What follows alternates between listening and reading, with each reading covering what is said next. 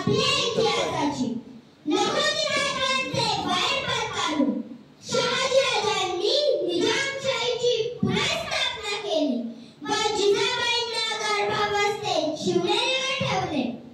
शहाजीराजे मोहिमेवर असताना फाल्गुन वैद्य तृतीयेला जिजाबाईंनी एका बाळाला जन्म दिला.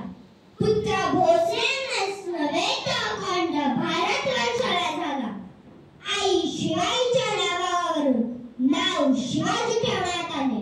बाळ शिवबा घरात रांगायला लागला होता. आई बाबा असे बोबडे बोल सुद्धा बोलू लागला होता. हळूहळू शिवबा मोठा झाला. सवंगड्यांसोबत खेळू लागला. विटीदांडू, मंगला, भवरा, मातीचे घाट बनवणे असे अनेक खेळ खेळू लागला.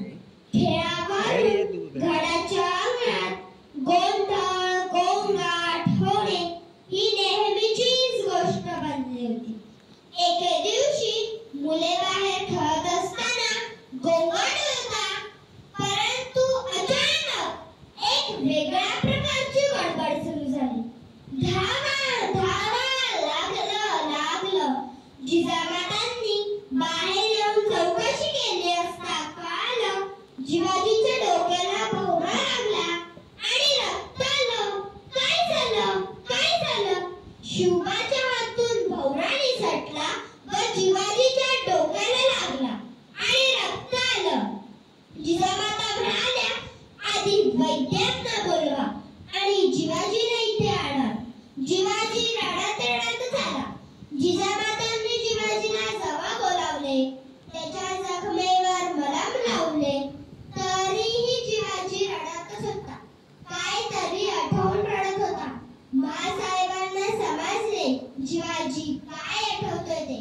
माँसाहेबांनी शिवबाला बोलावले.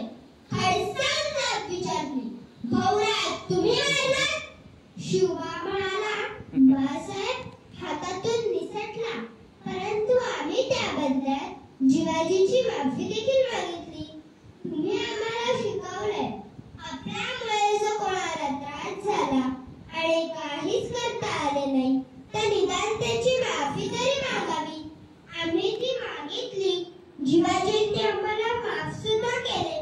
माँसाहेबांनी शिवाजीला विचारले, हो काय? शिवाजी रडत रडत असं म्हणाला, हो. मग आता तू काय रडतोयस? जखम दुखते का? नाही. मग? शिवाजी म्हणाला, माझी आई म्हणते तुम्ही सगळे सवंगडी खेळत असता. मला खूप बरं वाटतं. शिवबाराजे तुमच्यात कृष्णासारखे वाटतात. तुम्ही कधीच राजांची साथ सोडायची नाही.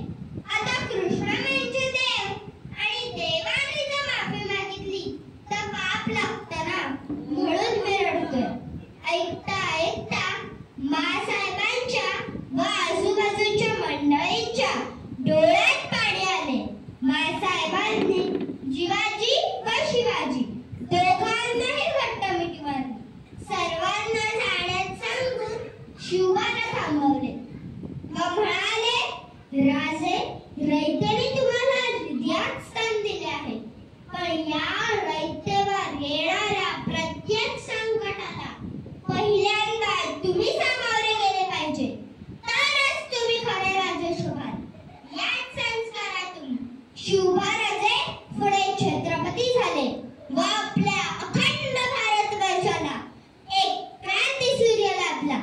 अशाच या क्रांतीसूर्याचं वर्णन कवी भूषण कसे करतात?